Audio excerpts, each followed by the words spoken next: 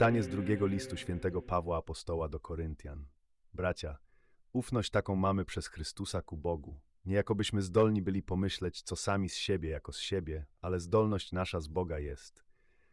On też uzdolnił nas, abyśmy się stali sługami nowego przymierza, nie według litery, ale według ducha, bo litera zabija, a duch ożywia. A jeśli posługa śmierci, wyryta literami na kamieniach, była w takiej chwale, że synowie Izraela nie mogli patrzeć na twarz mojżeszową dla jasności oblicza Jego, która zniknąć miała, jakoż więcej posługa ducha będzie w chwale. Albowiem jeśli chwałą jest posługa potępienia, daleko bardziej w chwałę obfitować będzie posługa sprawiedliwości.